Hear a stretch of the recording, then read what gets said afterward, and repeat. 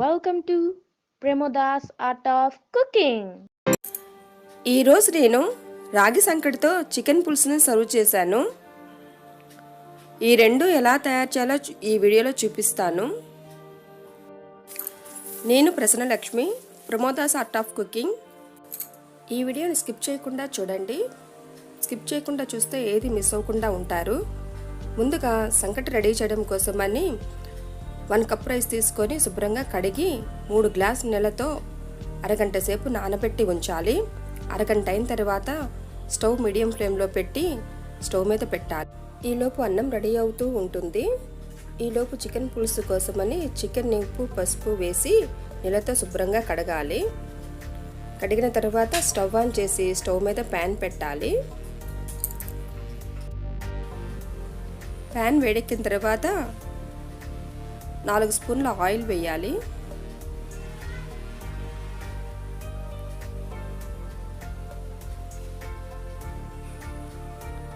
రెండు లవంగాలు, కొంచెం చెక్క వేయాలి.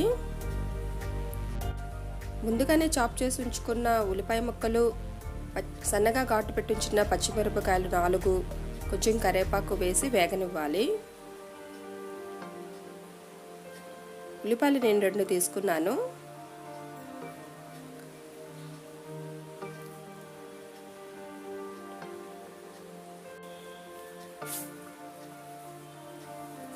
సరిపడినంత సాల్ట్ వేయాలి. సాల్ట్ వేస్తే ఉల్లిపాయ ముక్కలు తొందరగా మగ్గుతాయి, అందుకని వేసాను. కొంచెం పసుపు వేయాలి.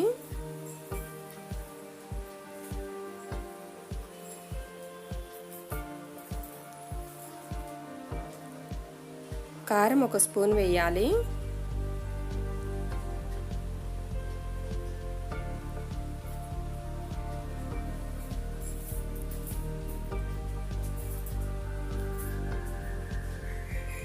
అల్లం వెల్లుల్లి పేస్ట్ వేయాలి.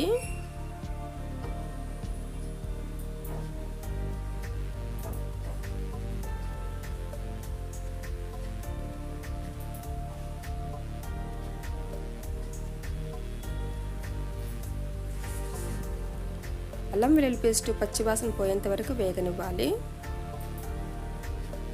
కొంచెం గరం మసాలా వేయాలి. ఇది ఇంట్లో నేను తయారు చేసిన గరం మసాలా. 1/2 స్పూన్ వేస్తే సరిపోతుంది, మరి ఎక్కువ వేయకూడదు. నేను ముందుగానే రెడీ చేసి ఉంచుకున్న ఉల్లిపాయ ముద్ద 1/2 కప్పు వేసి వేగనివ్వాలి. 1 ఉల్లిపాయే చేశాను నేను పేస్ట్ లాగా. పక్కన అన్నం పెట్టి ఉంచాం కదా, మధ్య మధ్యలో చూస్తూ ఉండాలి, ఒకసారి కలపాలి.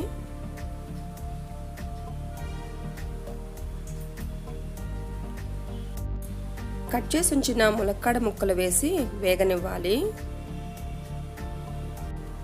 శుభ్రం చేసుకొని ఉంచుకున్న చికెన్ ముక్కలు వేసి వేగనివ్వాలి.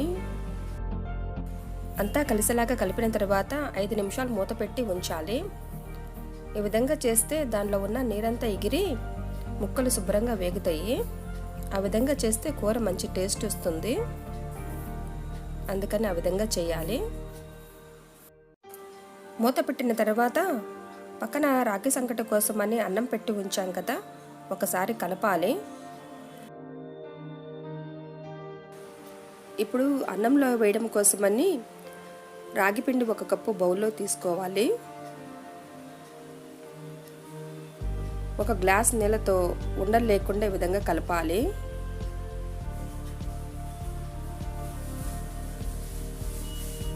నేను 1 కప్పు రైస్ తీసుకున్నాను కదా, 1 కప్పు రాగి పిండి సరిపోతుంది. దీనిలోనే సాల్ట్ వేయాలి. 1 స్పూన్ వేసాను.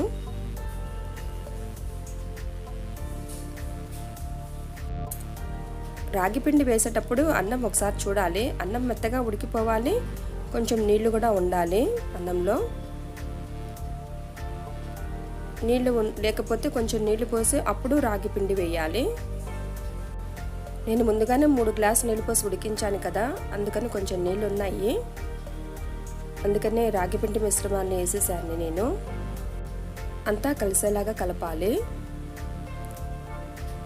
1/2 గ్లాస్ నీళ్లు పోసి మళ్ళీ అంతా కలిసేలాగా కలపాలి. ఈ విధంగా చేస్తే అంతా శుభ్రంగా కలుస్తుంది.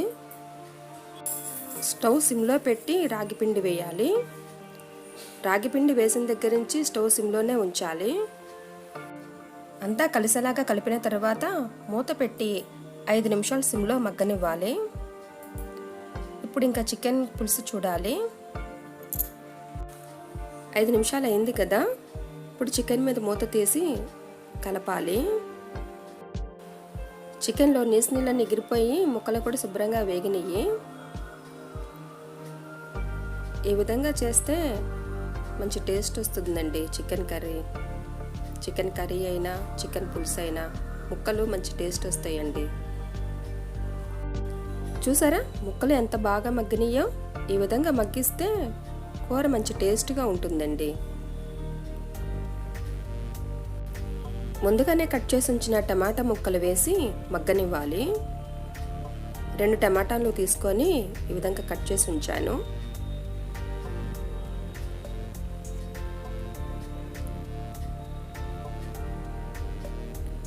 మూత పెట్టి ఒక 5 నిమిషాలు ఉంచితే టమాటా ముక్కలు శుభ్రంగా మగ్గుతాయి. ఈలోపు సంకటి చూద్దాము. అయిపోయిందండి.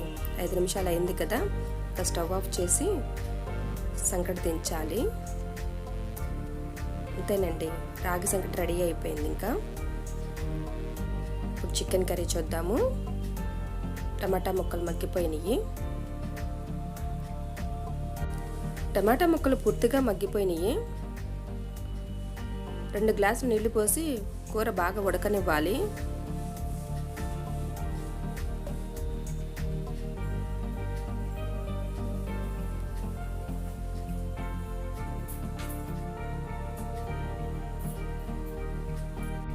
నీళ్లు పోసాం కదా. ఇప్పుడు స్టవ్ హై ఫ్లేమ్లో పెట్టి చేసుకోవచ్చు.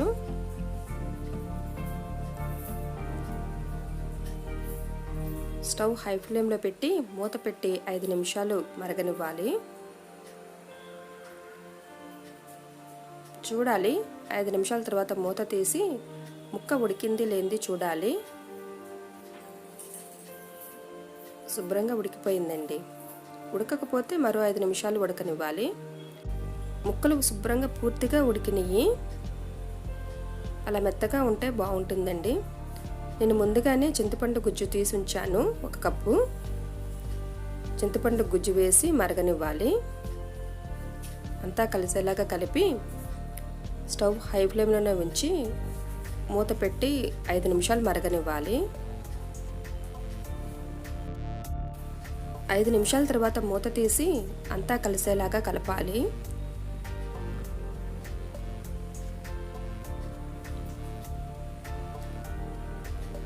కలిపిన తర్వాత కొత్తిమీర కొంచెం వేయాలి. కొత్తిమీర వేసి ఒక మరుగు మరగనివ్వాలి. కొత్తిమీర వేసిన తర్వాత ఒక మరుగు మరగనిస్తే పులుసు మరింత టేస్ట్ వస్తుందండి. ఇంతే, అయిపోయినట్టే. ఇంకా స్టవ్ ఆఫ్ చేసి దించేయాలి.